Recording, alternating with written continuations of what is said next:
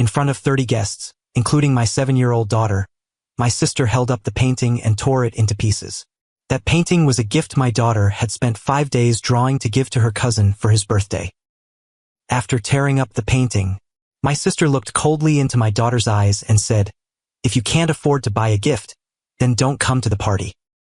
After that cruel comment, my daughter's tears began to fall, and that's when the relationship between my family and me changed. Before I get into the details, thank you for taking the time to hear my story today. Hello everyone, I'm Caleb, a 40-year-old living in San Diego. I'm a single dad. My wife died in 2020 during the pandemic. At that time, my daughter was only 5 years old, too young to fully feel the pain of losing someone close. My daughter's name is Amelia. Ever since my wife passed away, I promised myself I'd take really good care of Amelia. But then, a heartbreaking incident that happened 2 years ago made me regret not being able to protect my daughter.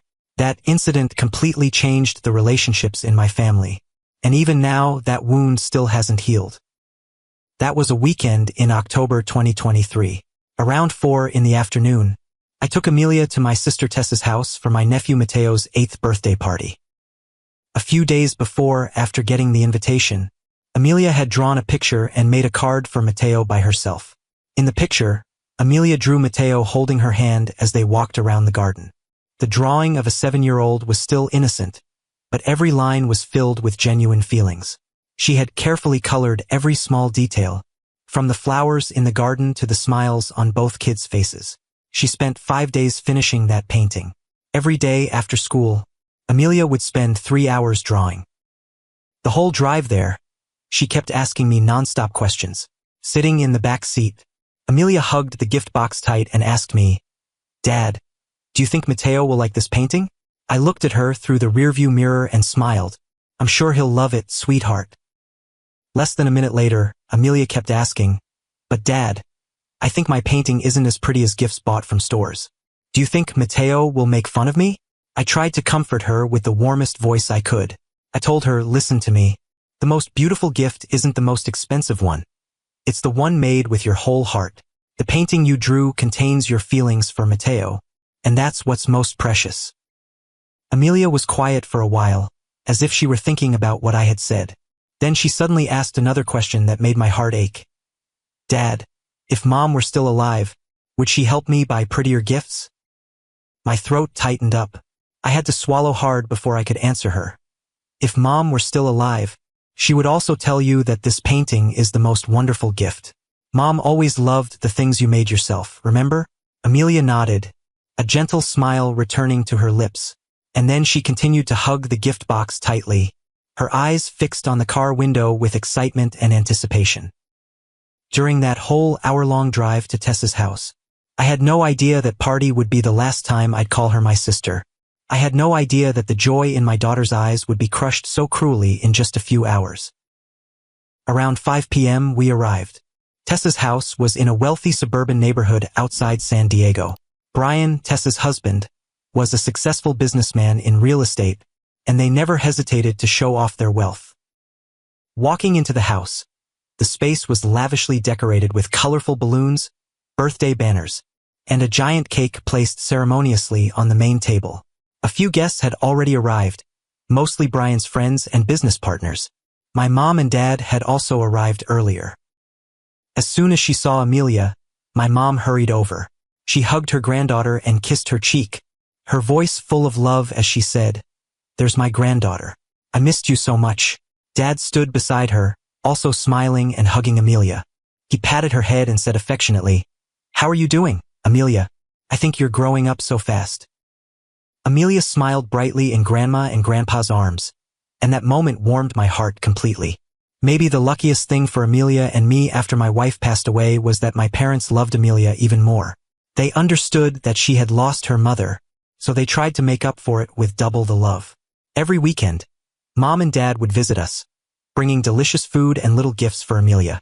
They were the strongest emotional support I had during those difficult years. Around 6 o'clock, when all the guests had arrived, the party officially started. Mateo, my 8-year-old nephew, wore a stylish suit for kids. Everyone clapped as he blew out the candles on his 3-tier birthday cake. Happy birthday songs filled the air, and Mateo closed his eyes to make a wish before blowing out the 8 candles. After the candle blowing, all the guests began enjoying the party. That day's party was a buffet featuring a wide variety of gourmet food, from fresh seafood to expertly prepared European dishes. Nearly 30 guests were present, primarily individuals of high social standing. We got our food and raised our glasses while the kids gathered in the corner playing children's games. The highlight of the day was that Tessa had hired a clown to perform magic tricks. The clown wore a colorful costume, constantly making animal balloon shapes and performing magic tricks that made the kids cheer with excitement. Amelia was also really excited, sitting in the front row and clapping nonstop after each performance. Looking at how grand this party was, I guess Tessa had spent at least $2,000. From the food and decorations to the entertainment, everything was carefully prepared and of high quality. This wasn't just a birthday party for a child. It was also an opportunity for Tessa to showcase her family's wealth in front of relatives and friends. Tessa's proud expression when outsiders praised the party's grandness made me uncomfortable. She walked around the room, accepting compliments with a satisfied smile, as if this were the most significant achievement of her life. However, at that party, 2 people didn't entirely agree with Tessa's approach to spending money. That was my mom and dad. They didn't say it directly to Tessa, but they spoke privately to me when we stood in the corner of the room. Mom whispered, "I don't understand why you have to organize a birthday party for an 8-year-old kid that costs this much. Is this a birthday party or a social debut?" Dad nodded in agreement, quietly telling me, "Kids shouldn't have fancy parties like this. It'll make them arrogant and demanding. When Mateo grows up, he'll think he deserves the best of everything without having to work for it." As for me, I didn't voice my opinion, but in my heart, I completely agreed with my parents' viewpoint. I had raised Amelia in a completely different way. I taught her that a person's value doesn't lie in money or material things, but in their heart and how they treat others. I wanted her to grow up appreciating small things, knowing how to love and share. Watching Amelia with Mateo and the other kids having fun, I thought that the birthday party would be a beautiful memory for my daughter. But that's just what I thought. The harsh truth was opposite to my thinking. And in just a few hours, I would witness the worst thing a father could witness, which was my daughter being humiliated in front of a crowd. Around 8 at night, after all the guests and kids had eaten their fill, came the most crucial part of the party. Everyone giving gifts to Mateo. Tessa asked all the guests to gather in the living room. Mateo sat on his chair like a little king, surrounded by dozens of gift boxes wrapped in colorful paper. The boy's eyes were eager, and I could see greed starting to form in those eyes. The first gift was from Tessa and her husband. They gave Mateo an expensive remote control car, the kind that could run on any terrain at high speeds. I guessed that the gift was at least $1,000. Mateo squealed with joy, and Tessa looked at her son with triumphant eyes, as if this were proof of her boundless love. Then, one by one, Mateo opened the other gifts. My mom and dad gave Mateo a Lego robot set that he had mentioned he really liked.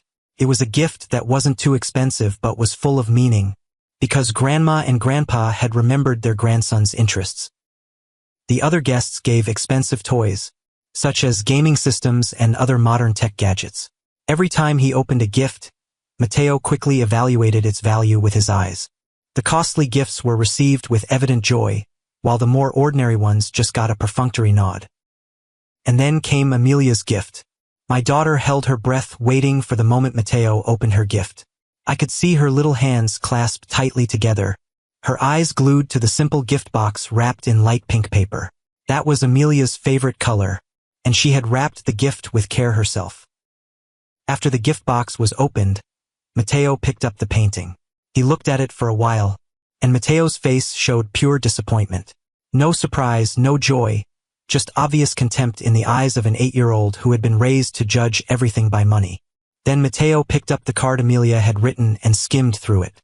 After reading it, the boy's face still wore that disappointed look, with some disgust added to it. Mateo's expression made me feel awkward at that moment. I could sense the tension spreading through the air. As for Amelia, the excitement from earlier was gone. Instead, she hung her head down, her little shoulders seeming to shrink with shame. A few heavy seconds of silence passed. Then Amelia lifted her head, looked straight at Mateo, and asked in a trembling voice, "Mateo, don't you like the gift I gave you?" That innocent question was like a stone thrown into a calm lake.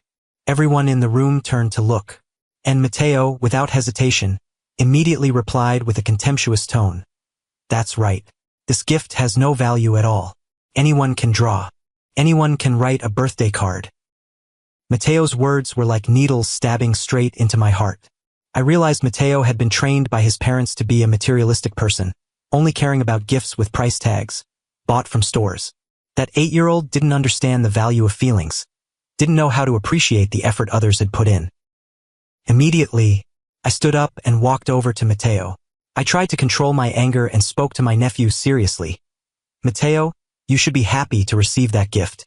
Amelia spent 5 days drawing that painting for your birthday. That's affection you can't buy with money."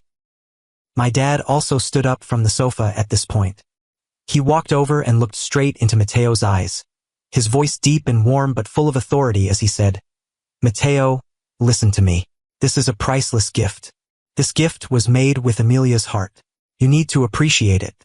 Right as Dad finished speaking, Tessa suddenly screamed from behind, "Enough!" Her scream rang through the living room, startling everyone. The atmosphere froze instantly. I turned to look at my sister, and what I saw in Tessa's eyes was anger and contempt. After that scream, Tessa walked over to Mateo with determined steps. She snatched the painting from her son's hands, then turned and held the painting in front of me. She said to me with a sarcastic voice, "Caleb, I spent over $3,000 on this party. What about you? Are you too cheap to spend a few $100s on a gift for Mateo? Are you so poor that you have to let your daughter draw pictures instead of buying a decent gift?" My sister's words made me uncomfortable. I quickly replied with a voice trembling with anger, "Tessa, you're being harsh. Don't you see this gift is very meaningful? Amelia spent a whole week making it." Right as I finished, Tessa burst out laughing. Her laughter rang through the living room, cold and contemptuous. That laughter gave me goosebumps, because it wasn't the laughter of a normal person, but the laughter of someone deliberately humiliating others. After finishing her laugh, she said to me through gritted teeth, "Stop making excuses. You're selfish. If you don't have money, then don't come to this party." After that statement, Tessa's following action shocked everyone at the party. Without saying another word, Tessa held Amelia's painting up high, and then, in front of nearly 30 guests, in front of my parents, in front of my daughter, she used both hands to tear the painting in half. The sound of paper being ripped echoed through the silent space. She didn't stop there. She tore it several more times. The painting that Amelia had spent 5 days drawing, the painting that contained the genuine feelings of a 7-year-old, was shredded into pieces in Tessa's hands. Even the card Amelia had handwritten for Mateo was snatched by Tessa and torn into many pieces. The neat handwriting my daughter had carefully written, those sincere birthday wishes, everything was destroyed in an instant. After tearing up the painting and card, she took those pieces and walked toward the trash can in the corner of the room. Everyone stood still. No one dared say a word. And then, with cold and contemptuous eyes, she looked at me, then turned to look at Amelia, then dropped all the pieces into the trash. After that cruel action, Tessa wasn't done yet. She walked over to Amelia, the 7-year-old who was now pale with fear and pain. My daughter stood there, her feet seemingly nailed to the floor, unable to move. Tessa looked straight into my 7-year-old daughter's eyes, and she said in an ice-cold voice, "If you can't afford to buy a gift, then don't come to the party." Those words were like a knife stabbed straight into Amelia's heart. I saw my daughter trembling, her lips moving but unable to speak. After that statement, Tessa turned around and walked back toward Brian and Mateo as if nothing had happened. She left Amelia standing there, alone, under the gaze of dozens of adults, with her heart crushed. And then, just a few seconds later, tears began appearing in my daughter's eyes. The teardrops rolled down her cheeks, and Amelia suddenly burst into sobs. Her crying echoed through the living room, a painful and desperate sound. Seeing my daughter cry, I rushed over to hug her, trying to shield her from the stares around us. I held her tight, stroking her soft hair, whispering comforting words. "It's okay, sweetheart. I'm here with you." My mom and dad also rushed over to Amelia. Mom knelt beside her, holding the little girl's hand, her voice trembling. My sweet granddaughter, don't cry anymore. I'm here with you. Dad stood beside us, his face red with anger. He didn't say anything, but I could see his fists clenched tight. Standing in the middle of that party, witnessing my sister's cruel actions, I wished that if time could turn back, I would never bring my daughter to this party. But time can't turn back. And the wound in my daughter's heart had been created, deep and painful. After Amelia had calmed down a bit in my mom's arms, I stood up and walked to face Tessa. The anger inside me had crossed the limit of tolerance, and I didn't want to stay silent anymore. I looked straight into my sister's eyes and asked, Tessa, why did you do that? She's only 7 years old. She spent a whole week drawing that painting. Do you know what you just did? After my question, her eyes remained cold and without a hint of regret. She replied with a contemptuous tone, I know exactly what I'm doing. I'm just teaching that kid a lesson about life reality.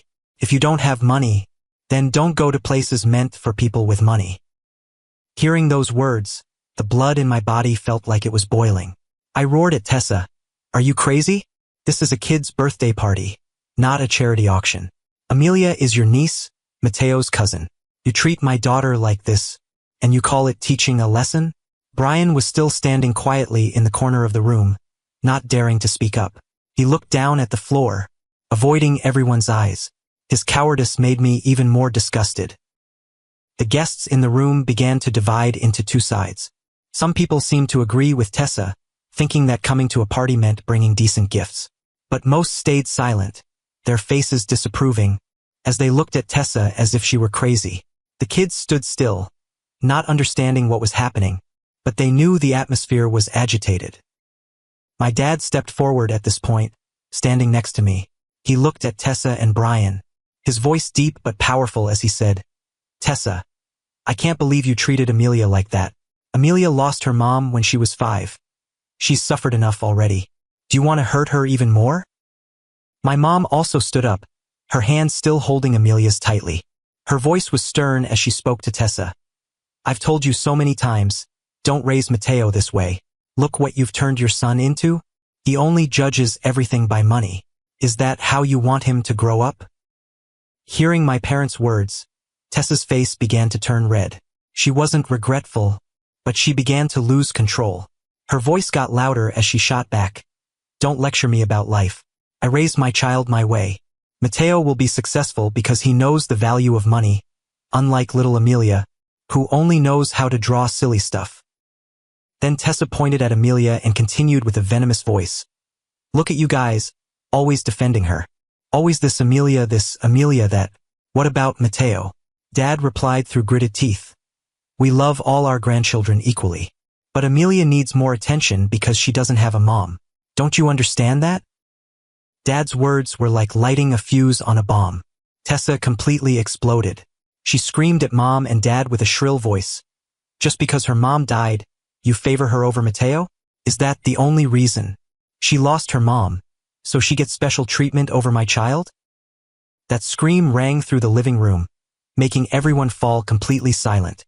Those cruel words had reached the final limit of my parents' patience. And that was the first time in my life I saw my mom and dad truly angry. Not normal anger, but the rage of people who had endured too much. After Tessa's scream, my dad stood there like a stone wall, his face hardened, his eyes looking at Tessa like she was a stranger. He said through gritted teeth, Do you know what you're saying? Tessa showed no regret at all. She lifted her head high and replied with a challenging voice, I know exactly what I'm saying. I know you and Mom favor Amelia more just because she lost her mom. You've never cared about Mateo the way you care about her. At this point, my mom also stood up. She didn't say a word to Tessa. Her face was terrifyingly calm. She stayed silent, taking slow steps to stand in front of Tessa. Tessa looked at Mom with a challenging expression, seemingly waiting for a verbal argument.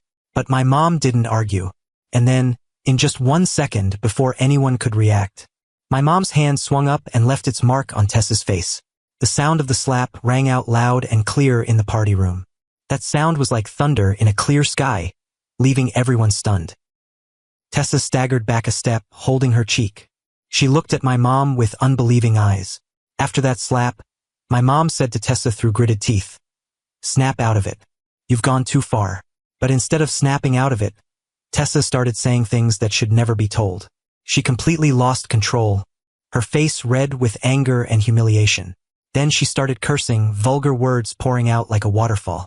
She cursed my parents for being biased, cursed me for being a freeloader, and cursed Amelia for being a pitiful orphan. Every word she said was deliberately meant to cause as much damage as possible. My mom was no longer calm either. She had endured enough. She looked straight into Tessa's eyes and declared with a steel voice, "From now on, you're no longer my daughter. I disown you." That statement was like thunder striking down in the middle of the room. Tessa stood like a statue, mouth open but unable to speak. Brian, behind her, also went pale. He stepped forward to say something, but then stopped. My mom didn't wait for their reaction. She turned to look at Amelia and me, then ordered in a voice that couldn't be argued with, "Caleb, let's go. There's nothing left to say to these people." Hearing Mom's request, I quickly took Amelia's hand and led her toward the door. My daughter still had tears on her cheeks, but she obediently followed me without saying a word. We had only taken a few steps when we heard a loud noise from behind. Amelia, Mom, and I quickly turned around to look. My dad was now wreaking havoc inside the party. He overturned the buffet table, and food and dishes crashed and scattered across the floor. He knocked over the gift display stands, expensive gift boxes falling everywhere. Guests screamed and ran in panic. Brian tried to stop him, but was pushed away by my dad. Tessa stood there, watching her father destroy the party she had spent thousands of dollars organizing. After finishing the destruction, my dad stopped. He was breathing heavily, but his eyes still burned with fire. He looked at Tessa, looked at Brian, and said in an ice-cold voice, "I'm defending Amelia? So what? I just wrecked your party. Sue me. Call the police and have me arrested." He paused for a beat, then continued with a voice full of contempt. "You're cowards, only daring to bully a little girl without a mom. You're worse than animals. Animals know how to protect their weak young, but you torture them." After that statement, my dad turned around and walked toward the door. He didn't look back, no regret, no hesitation. He walked straight toward us, and our whole family left that house together. That was the last time my parents ever set foot in Tessa's house. On the drive home, I kept looking at Amelia through the rearview mirror. She sat in the back seat, eyes looking out the car window, not saying a word. My mom and dad drove behind us. When the car had left Tessa's neighborhood, I started talking to her. My voice was gentle as I asked, "Amelia, are you okay?" She turned to look at me, her eyes still red from crying. Amelia shook her head lightly and answered in a voice small as a whisper, "I'm okay, Dad." But I knew she wasn't okay. I knew what happened tonight would leave a scar in her heart, maybe for life. I tried to find the most appropriate comforting words. I told her, "Amelia, I want you to know that the painting you drew was beautiful. You put your whole heart into making it, and that's the most precious thing. People who don't know how to appreciate your feelings, they're the ones who are pitiful." Amelia was quiet for a while, then she asked me in a trembling voice, "Dad, why does Aunt Tessa hate me like that? Did I do something wrong?" That question was like a knife cutting into my heart. I had to swallow hard to control my emotions before answering her. "You didn't do anything wrong. Aunt Tessa has her own problems. Sometimes adults make mistakes too, and those mistakes hurt other people. But you have to remember that it's not your fault." Amelia nodded, but I wasn't sure if she really understood. For the rest of the drive, we stayed silent. Just the sound of the car engine and the wind blowing outside. But in that silence, I felt the bond between my daughter and me becoming stronger than ever. That night, after Amelia had fallen asleep, I was still awake. I sat in the living room, alone with endless thoughts about what had happened. I felt incredibly grateful that my mom and dad had stood up to protect Amelia. They didn't hesitate to confront Tessa, even though she was their own daughter. They chose to stand on the side of justice, on the side of a little girl without a mom. Their love for Amelia was unconditional, and that moved me to tears. Sitting alone in the darkness, I had no idea that this was just the beginning of the punishment my parents had in store for Tessa. What was about to happen in the coming days would make her regret it many times over. 3 days after that birthday party, around 7 in the evening, my doorbell rang. At that time, Amelia and I were sitting in the living room watching cartoons. I stood up and went to open the door, and what I saw left me stunned. Standing at my front door were Tessa, Brian, and Mateo. All three looked tense. Tessa was holding a large paper bag that seemed to contain gifts. Brian was holding something wrapped in newspaper. I didn't invite them into the house. I stood blocking the doorway, looking at them with cold eyes. I knew why they had come. My mom had called me earlier, saying that she and Dad had officially notified Tessa about the decision to remove her from the inheritance will. Amelia heard the doorbell and ran out too. She stood behind me, hiding against my legs when she saw Tessa. Tessa tried to force a smile, but that smile looked strained and fake.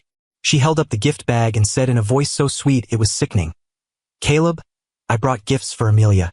I want to apologize for what happened at the party." Brian also spoke up, his voice unnatural. "That's right. We've thought it over and realized we were wrong. We want to make peace." Then he brought out what was wrapped in a newspaper. He unwrapped it, and I saw Amelia's painting and card. They had been carefully taped back together by Brian, with every piece put back in place like a jigsaw puzzle. Brian looked at me and said, "I spent all night taping the painting and card back together. I want to return them to Amelia. Please forgive us." Looking at their attitude, I burst out laughing. Not a happy laugh, but a bitter and sarcastic one. I looked straight into Tessa's eyes and said, "Stop acting. I know why you're here." Tessa looked surprised and asked back, "What do you mean?" I replied coldly, "Mom told me everything. She and Dad decided to disown you. That means you won't be named in the inheritance. You're just putting on a show for Mom and Dad to reconsider. You don't really regret what you did to Amelia. You're just scared of losing money." Tessa's face changed color. She tried to stay calm and said, "Caleb, you're misunderstanding. I really regret it. I came here to apologize not because of the inheritance, sincerely. But I didn't believe a word she said. I knew Tessa's character too well. She would never bow her head and apologize unless there was something to gain." Right then, Amelia stepped out from behind me. She stood in front of Tessa, looking straight into the eyes of the aunt who had humiliated her in front of a crowd. And then, my 7-year-old daughter spoke in a voice surprisingly calm. "Go away. I will never forgive you." Those words from a 7-year-old's mouth left Tessa speechless. She looked at Amelia, her eyes wide with shock. Perhaps she didn't expect a small child to say something so decisive. After that statement, Amelia turned around and ran into the living room, leaving Tessa standing there with a pale face. I saw tears starting to flow down Tessa's cheeks. She cried, choking back sobs, her shoulders trembling. But I didn't feel sorry for her. She was reaping what she had sown. I looked at Tessa, Brian, and Mateo, then said coldly, "Go home. Don't ever come back here again." Amelia made herself clear, and I respect her decision. After saying that, I closed the door in their faces. 2 years have passed since that fateful birthday party. Amelia is now 9 years old. She's growing up fast, and every day I see her becoming stronger. The wound from that night is still there, but she's learned to live with it. She still draws pictures, still makes handmade cards, but she only gives them to people who genuinely love her. My mom and dad still visit Amelia regularly. Every weekend, they come to my house, bringing delicious food that Amelia loves. Their love for Amelia hasn't changed at all. It has only deepened after that incident. As for Tessa's family, she has come to my house many times, but I always ended up turning her away. Sometimes she brought expensive gifts, sometimes she came alone to apologize, sometimes she brought Brian and Mateo. But my answer never changed. I respect Amelia's decision. She clearly stated that she would never forgive, and I don't have the right to force her to do so. Forgiveness is the right of the person who was hurt, not an obligation. Through this story, I would like to share 5 pieces of advice with you. First advice: teach children to appreciate the value of feelings over material value. A gift made with the heart is always more precious than one bought with money. Don't let your child become a kid who only judges everything by cash. Second advice: protect children from toxic adults, even if they're family members. Blood relations aren't a reason to accept emotional abuse. If someone hurts your child, stand up to protect your kid, no matter who that person is. Final advice. Don't force children to forgive when they're not ready. Forgiveness is a process, not a command. Let children decide when and whether they should forgive. Our role is to support and accompany them, not to impose. Some distant relatives have told me that I should teach Amelia how to forgive.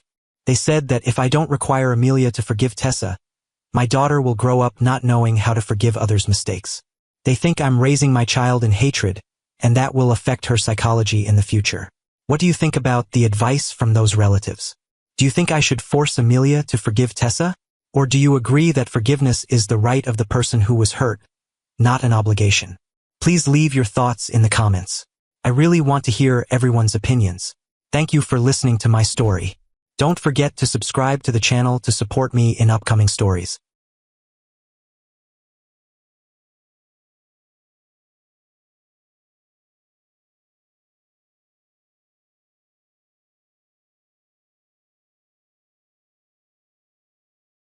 Dad, you should have given up on them a long time ago.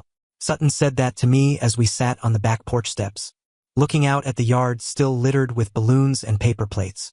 Rocco lay at our feet, his head resting on her leg, brown eyes looking up like he was the only living thing at that party who understood what had just happened. My daughter was only 15 at the time, and just minutes before, I'd kicked my own parents out of my house, right in the middle of her birthday party. But what hurt me more than anything wasn't what had just happened. It was the look in Sutton's eyes. No tears, no shock, just relief, like some invisible weight had finally been lifted. My daughter's birthday party should have been the happiest day of her life, but instead, it became the day my family fell apart, and I lost the people I called family for 38 years.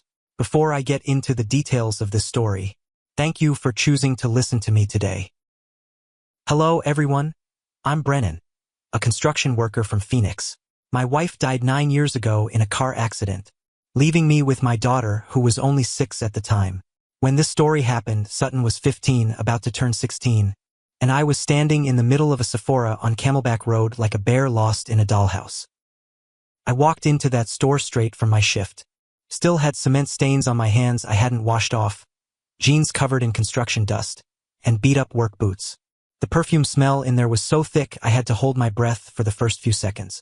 All around me were well-dressed women with perfect makeup, and they looked at me like I'd just stepped off another planet. A young employee walked over and politely asked, "How can I help you?" I stood there frozen for 3 seconds, then pulled out my phone and opened a text from Sheila, my coworker on the job site. She's got a daughter Sutton's age, and when I asked what to buy for a teenage girl, she immediately texted back 2 words, "Drunk elephant," along with directions to where I was headed. When I first read that text, I thought it was some rock band. I honestly didn't know who else to trust. I showed my phone to the employee, voice all awkward.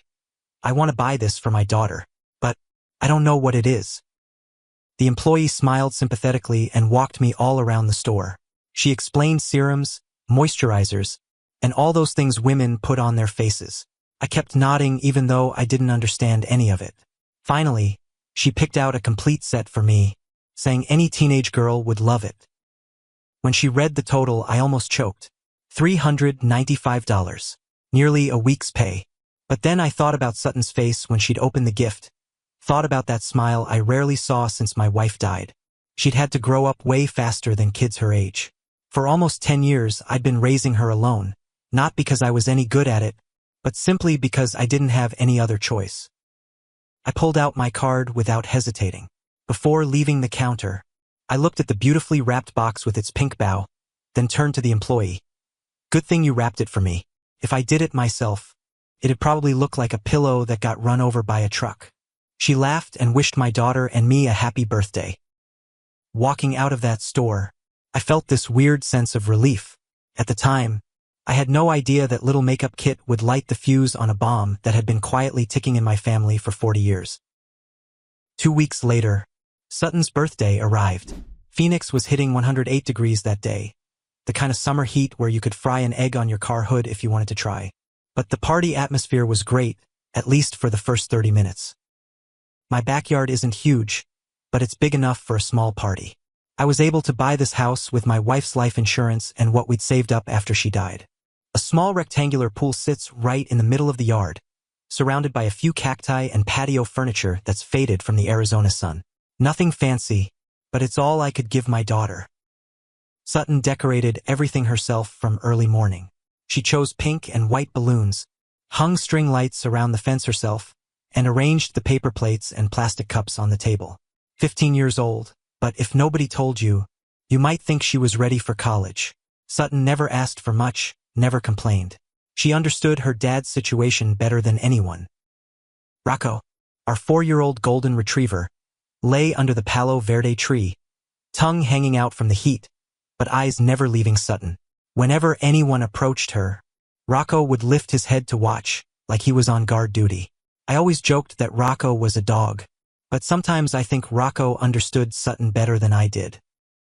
My parents arrived right on time. Howard, my dad, 68 that year, walked in with a white envelope in his hand. He handed it to Sutton, voice dry. "Gift for you. I'm old. Don't know what girls like." Inside the envelope was $50. I was happy he remembered to get her something. My mom, Gretchen, hugged Sutton tight. She looked at her granddaughter, eyes watery. "You've gotten so big. You look just like your mom." Then she slipped something into her granddaughter's hand. I don't know what, probably more money than Dad gave, like always, sneaky like she was doing something wrong. Besides them, Margot came with her daughter Lily, Sutton's best friend. She's a nurse who works at a clinic on McDowell, and she's a single mom just like I'm a single dad. Margot brought a box of homemade cupcakes, set them on the table, and explained.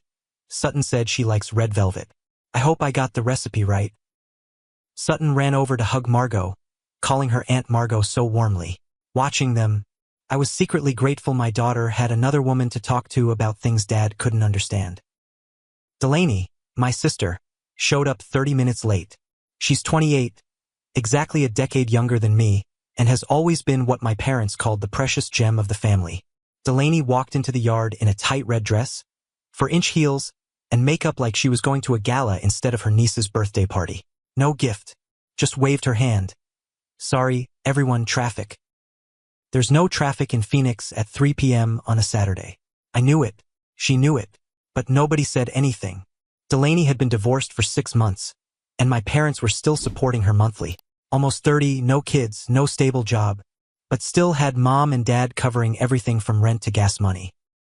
When it came time to open gifts, Sutton sat in the middle of the circle of friends, slowly opening each present. When she opened my black box with the pink bow, Sutton's eyes lit up. She looked at me, voice catching. "You bought this for me?" Then Sutton rushed over to hug me. First time in a long time she hugged me like that, as I'd just given her the whole world. Her friends crowded around, making excited sounds. I heard one of them say, "A full set. Your dad's so cool." Margot stood nearby, smiling as she watched us. Her eyes were warm, and in that moment, I felt like I'd done something right. But then I caught Delaney's eyes. She was staring at the makeup kit in Sutton's hands. That look I'd seen many times, from when we were kids until now, when I was a father to a 15-year-old. That calculating look, that wanting look, that happy moment lasted exactly 5 minutes. Then Delaney stepped forward, and everything started falling apart. Delaney picked up the makeup kit like it already belonged to her. There's no need to ask for permission. No questions. Just grabbed it, opened it up, then said the line I'd heard 100 times in my life. The moment I saw that action, memories dragged me back to our old house on Glendale, where I grew up. I was 16 then, had just bought my first watch with money from working all summer at a car wash.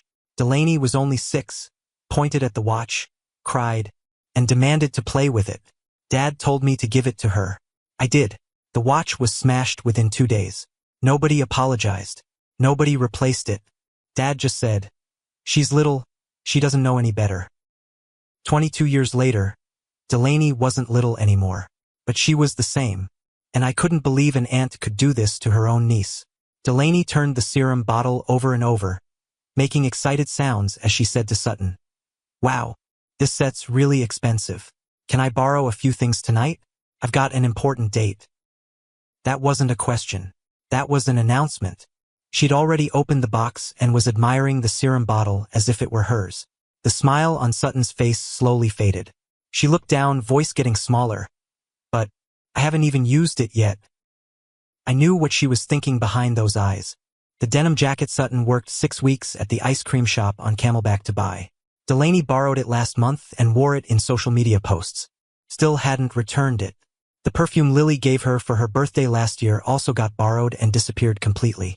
Every time Sutton asked, Delaney just smiled. I forgot to bring it back. Maybe next time.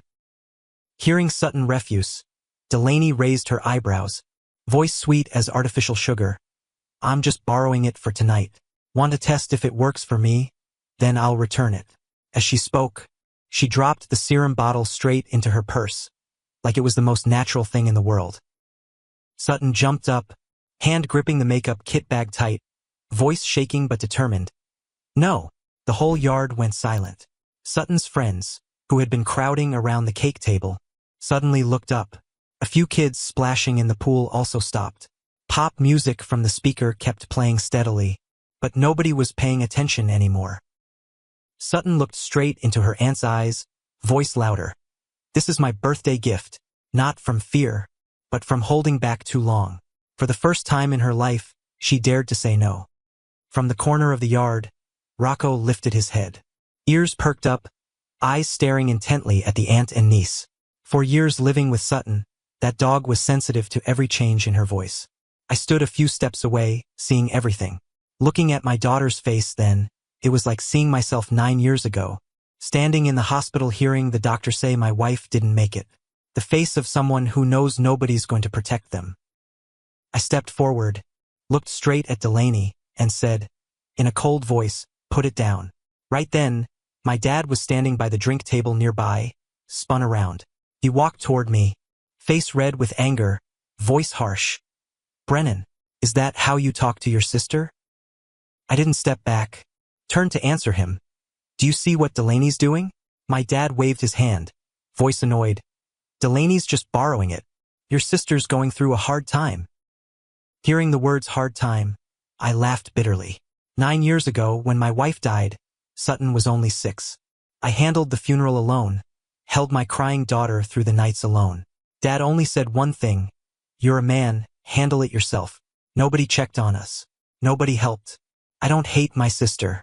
I hate how my parents turned her into this person. I looked straight into Dad's eyes, voice steady. Hard time? Delaney has money for the spa every week. My dad's face went pale with rage, maybe also shame. He roared, don't talk back to me. While Dad and I faced off, Delaney yanked the bag hard from Sutton's hands. But this time she didn't let go. For the first time, she refused to let go. Aunt and niece tugged back and forth in the middle of the yard, in front of 20 people. Sutton's friends stood frozen, still holding their phones, but nobody dared to record. A few parents who were there to pick up their kids started whispering to each other, looking uncomfortable. Margot stood up from the cake table, quickly walked towards Sutton. Face was worried. Before she could say anything, I saw my mom. My mom stood by the fence, a few steps away from the crowd. She didn't move. Her hands were shaking as she gripped her shirt, lips moving but no words coming out. Her eyes weren't looking at the tug-of-war in front of her. Those eyes were somewhere far, far away. I didn't understand then. Later, I learned she was looking back 40 years, to when she herself had the most precious thing in her life stolen from her, and nobody stood up to protect her. But while my mom stood there like a statue, one family member refused to stay silent. Everything happened within 30 seconds. And Rocco, the gentlest golden retriever in the neighborhood, was the first one to take action. I bought Rocco for Sutton's 11th birthday. 5 years after her mom died, she still had nightmares, still woke up in the middle of the night crying alone. I didn't know how to comfort a growing daughter, but Rocco did. From the day we got Rocco, Sutton slept better. That dog lay next to her bed every night, and somehow the pain slowly eased. For years together, Rocco could read Sutton's emotions clearly than even I could. And when Sutton's scream rang out during the tug-of-war, Rocco jumped up from his corner of the yard. No barking, no growling, just charged straight between aunt and niece like a golden arrow, his protective instinct for his little owner kicking in. Delaney was standing right at the edge of the pool, heels on the wet tile. Rocco jumped up, front paws pushing hard. She stumbled backward, hands flailing in the air. And then, a loud splash echoed as Delaney's body hit the water. Water splashed everywhere. Delaney fell into the pool. The water was only about 4 feet deep, chest high, but she screamed like she was drowning in the ocean. Red dress clinging to her body, makeup running in black streaks down her cheeks. Delaney surfaced, screaming at me, "Your dog! Look what it did!" Rocco stood by the pool edge, head tilted, tail wagging. Poor dog didn't understand what he'd done wrong. But my dad didn't see it that way. He didn't run to rescue his precious daughter from the pool. No, he charged straight at Sutton, face purple with rage, veins bulging in his neck, pointing his finger in his granddaughter's face and roaring, "This is your fault. Your dog's fault." Sutton stepped back, but she didn't bow her head. She looked straight into her grandpa's eyes, voice shaking but clear. "Rocco was just protecting me. Aunt Delaney grabbed my stuff first." My dad's face went pale. For 38 years, nobody had ever talked back to him like that. He yanked the makeup bag from Sutton's hands, held it high, teeth clenched. "You love this thing so much? Your aunt's in this mess because of this? Fine." I lunged forward, screaming, "Dad, don't." Too late. He threw it straight down onto the concrete. The box shattered. Glass bottles cracked and flew everywhere. Serum and moisturizers spilled out, mixing into a slimy puddle on the ground. In that moment, I watched Sutton collapse. Her knees hit the spreading pool of cream. No screaming, no wailing, just tears streaming down in silence. That kind of crying was more heartbreaking than 1,000 screams. Immediately, Margot rushed over, knelt, and hugged her, whispering, "It's okay, honey." Sutton nestled against her like she'd found the only shelter in the storm. Lily also ran over, knelt beside her best friend, gently brushing broken glass away, voice choking, "Sutton, don't cry." The mother and daughter held Sutton in the middle of the yard, while I stood there, hands clenched so tight my nails dug into my palms, anger boiling in my chest with nowhere to go. And right then, Delaney crawled out of the pool, water streaming from her dress, from her hair. She looked at the shattered makeup, then tilted her face up and laughed. Actually laughed like a maniac. Looking at crying Sutton, she dropped this line, "There, now nobody can use it. Fair enough?" The smile of someone who spoiled her whole life, never having to pay for anything. The moment Delaney appeared, Rocco stepped forward, positioning himself between Sutton and her. Then from the dog's throat came a low, rumbling growl. For years, I'd never heard Rocco growl at anyone. That dog was so gentle that he let neighborhood kids pull his ears and tail while still wagging happily. But in that moment, Rocco stood there, eyes fixed on Delaney, refusing to budge. Like the dog was saying, "You want to get near my little owner, you go through me first." Then, from the corner of the yard, my mom stood up. She walked toward Delaney with steady steps. And her eyes then, 38 years as her son, I'd never seen eyes like that. Those were the eyes of someone who'd endured more than enough. And then my mom stepped forward. Delaney saw Mom walking toward her, face still smug even though she'd just crawled out of the pool. She probably thought Mom would get a towel, hug her, and ask, "Are you okay?" Like always, like all these years. But she was wrong. Delaney stretched out her arms, voice whining, "Mom, did you see? My makeup's all ruined. You need to replace it for me." She didn't get to finish that sentence. My mom walked right past Delaney, went to a nearby table, yanked her purse, and dumped everything out. Delaney ran after her. Panicked, "Mom, what are you doing?" My mom still didn't say anything. She pulled out an expensive eyeshadow palette that was probably her most precious item, opened it, then used her finger to scrape hard into the powder. Eyeshadow crumbled, coating her finger. Then she turned back and smeared it straight across Delaney's shocked face. Seeing this, my dad rushed over, trying to pull Mom away. But she shoved his arm so hard he stumbled backward and fell into a chair. The strength of 40 years of pent-up rage, nobody could stop it. The whole yard froze.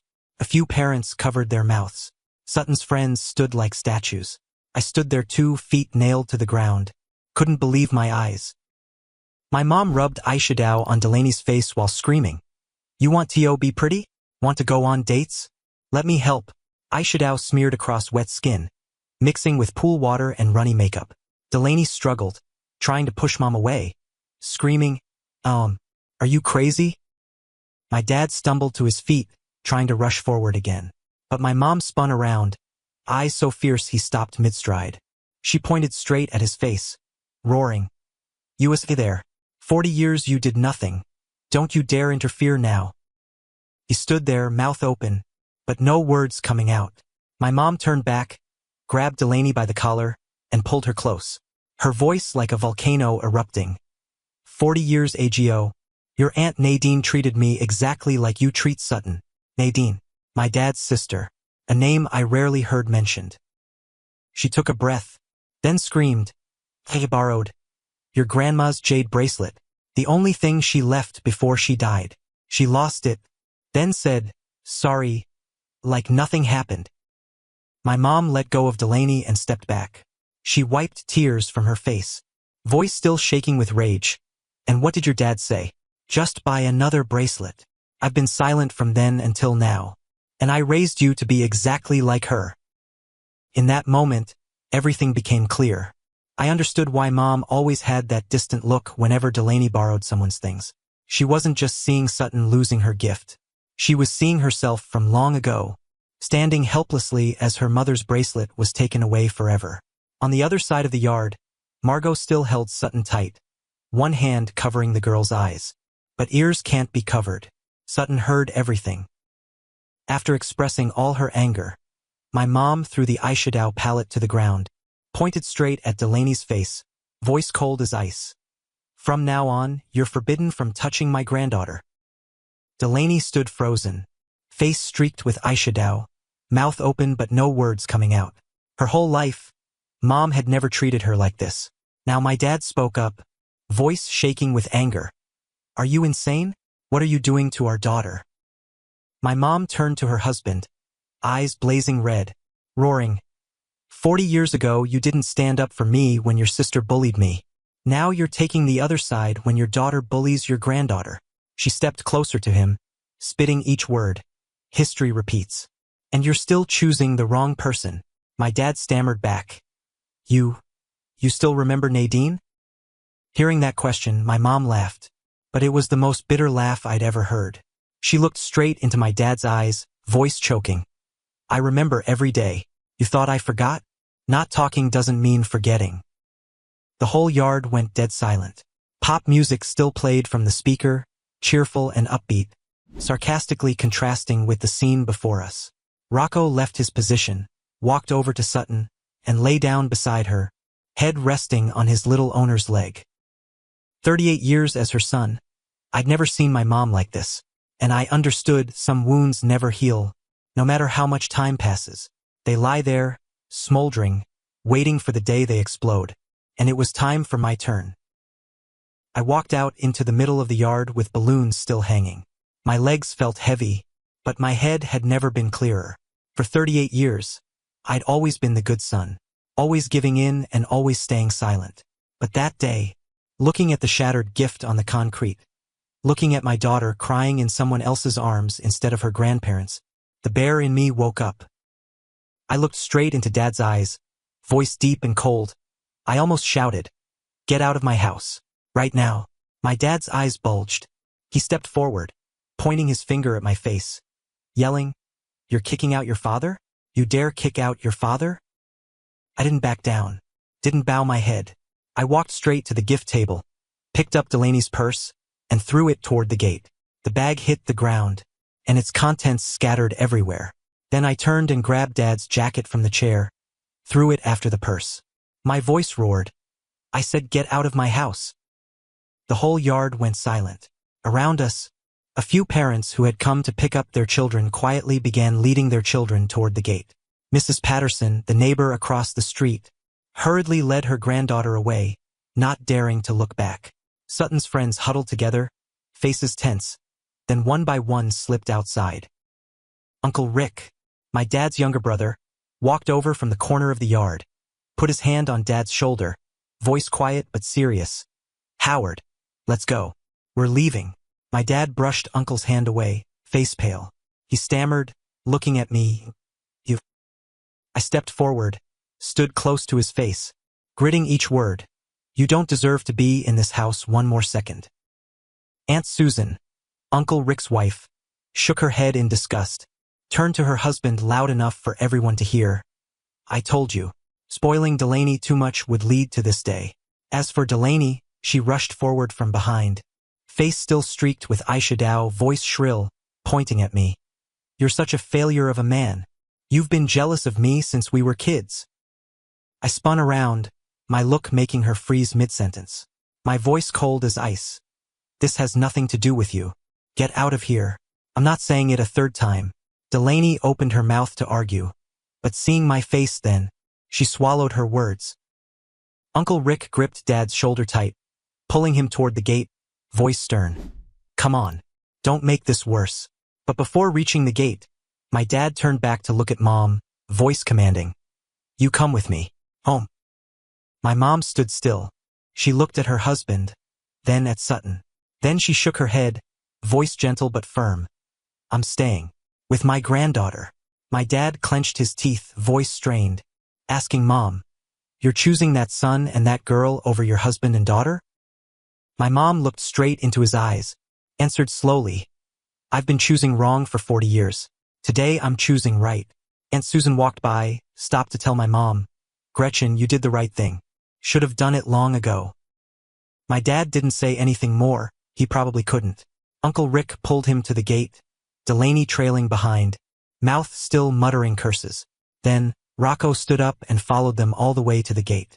The dog stood still, watching the three people get in the car, watching the car back out of the driveway, watching until it disappeared around the corner. Only then did Rocco turn back, run to Sutton, and lie down beside her. The backyard was empty. Pink and white balloons still fluttered in the breeze. Paper plates and plastic cups were scattered everywhere. My daughter's 15th birthday party ended just like that. But in the middle of that devastation, Margot was still there. She didn't leave like the others. She still sat next to Sutton, beside Lily, holding the girl's hand, like it was the most natural thing. A moment later, when the sound of Dad's car had faded entirely, Sutton stood up and came to me. Seeing that I still had my hands clenched to contain my anger, she gently placed her small hand on my fist. I looked down and saw her eyes were still red, but no more tears were falling. Then Sutton said to me, voice soft, Dad, you should have given up on them a long time ago. I hugged my daughter tight. She was right. I should have given up long ago. But sometimes, people need to see something shatter like a $395 makeup kit on concrete before they dare to break the things that should have been broken long ago. And so, my daughter's 15th birthday party ended in ruins. But sometimes, from the wreckage, people can build a new home. That very evening, Margot stayed to help me clean up. She didn't say much, just quietly picked up paper plates, took down balloons, and swept up broken glass. My mom sat inside with Sutton, making her a warm cup of hot chocolate. Lily also stayed, sitting next to her best friend, the two girls holding hands in silence. Late that night, when everyone had gone home, I walked past Sutton's room and saw the lights still on. I pushed the door open and found her sitting on her bed, eyes looking out the window, Rocco curled up at her feet. I sat down next to her, didn't say anything, just put my hand on her shoulder and gently stroked her hair. Suddenly, Sutton burst into tears. I panicked and asked, What's wrong? Honey? Is it about Grandpa? Sutton shook her head, tears still flowing, voice choking. No, because it's been so long since you did that with me. Hearing that, my heart felt like it was being squeezed. 9 years. I'd been busy making money, busy worrying, busy being both father and mother, but I forgot the simplest thing. Hugging my daughter, stroking her hair, telling her I loved her. Father and daughter looked at each other, then both laughed through our tears. Light footsteps echoed from the doorway. My mom stood there, hand gripping the door frame, her eyes red too. She didn't say anything, just walked over, sat down beside us, and hugged both father and daughter. 3 generations crying over a small gesture. A hair stroke, a hug.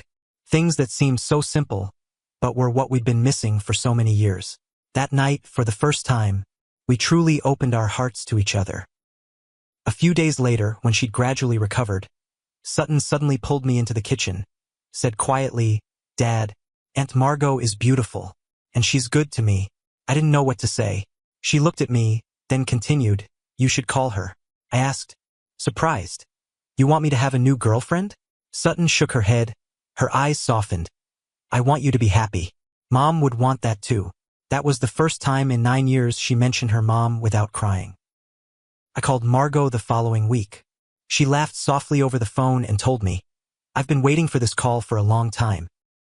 My mom stayed with us for the first few weeks. She didn't talk about what had happened. She quietly cooked, cleaned, and sat next to Sutton every evening. I was also silent.